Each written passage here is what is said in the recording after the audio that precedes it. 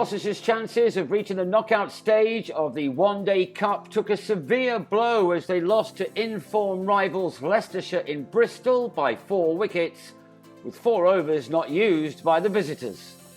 Put into bat in this crucial encounter, the home side lost Ben Wells in the 4th over, a perfect delivery from Björn Hendricks clipping the top of off stump.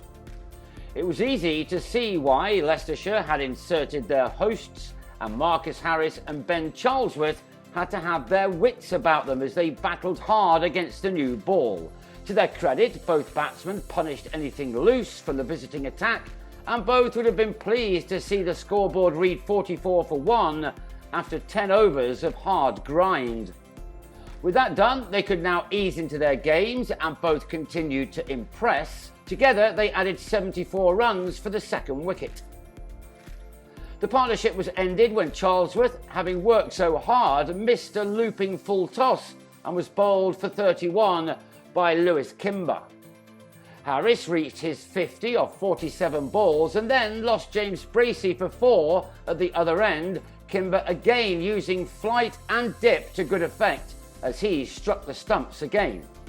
He was bowling really well and next had Harris stumped after spotting the batsman advancing early. Harris out for 58, Kimber with 3 for 22 from 5 overs. Halfway through their innings and the Gloucesters had got to 106 for 4. But boundaries were at a premium, Taylor and Ollie Price having to get their heads down. Taylor has been in superb form in this tournament and once again led from the front. He took his partnership with Price to 75 as he moved on to 46. Only for the latter to pick the wrong ball from Hendricks to hit over the top, and instead he chipped to Kimber. Price had batted well, however, for his 37 runs. With 10 overs to go, Gloucestershire's total was 186 for 5. Taylor reached another 50 off 50 balls, but then, at just the wrong time, he holed out off Chris Wright, 191 for 6.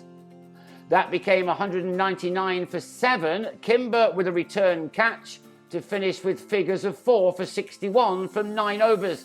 Zafar Gohar, the man, dismissed for 11. Gloucestershire now needed a strong finish and Tom Price helped them no end, ably supported at the other end by Tom Smith. These two added 50 runs in 29 balls to ensure that their team had something to defend with the ball. Smith made 11 before dragging a delivery from Mulder back onto his stumps.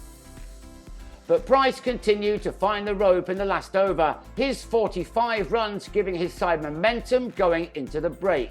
It was also a List A best for the 22-year-old all-rounder.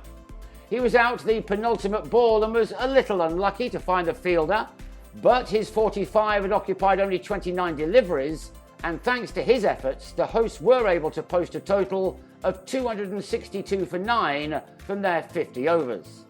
It was a score which would be tough to chase down with early wickets lost, and Zahar, given the new ball, struck with his 3rd delivery. A brilliant bit of captaincy from Taylor slipped Ollie Price taking the catch to dismiss Nick Welsh. Zafar was celebrating again in his 3rd over, more turn and smart work from Price. Once more too much for Rishi Patel. Leicestershire on 20 for 2 after 6 overs. Aaron Lilly and Kimber pushed the total to 46 for 2 after 10. The 3rd wicket partnership was beginning to look dangerous when Charlesworth was given the chance to run out Lilly. He made no mistake. The batsman gone for 19 with his side on 63 for 3 after a dozen overs. On 110 for 3 after 20 overs, the match now in the balance. Just when they needed a breakthrough, Smith provided it. Kimber on 68, picking out Ollie Price in the deep, the visitors on 126 for 4 after 24. They now needed 134 from the second half of their innings and they were just about halfway to their target. Hill now caused the problems. He was at his 50 off 53 deliveries and was now receiving excellent support from Mulder. The match was running away from the hosts, Hill clearing the rope for the second time to move on to 82. But when he tried to repeat that shot next ball off Zafar, he top-edged to Paul van Meekeren. That left the Foxes on 216 for 5 and needing 47 more. With a dozen overs left to get them in, Gloucestershire were going to have to bowl Leicestershire out. This maximum for Mulder made the task more difficult. 8 overs remaining and the target was just 20. Van Meekeren returned and had Harry Swindle's miss-hitting to Harris after making 15. But Ed Barnes eased any nerves in the visiting dressing room before Mulder completed the victory to finish unbeaten on 56. The target reached with 4 overs to spare. So qualification for the knockout stage is still possible, although Gloucestershire will certainly need to win their 2 remaining matches at Surrey on Friday and then at Middlesex on Sunday.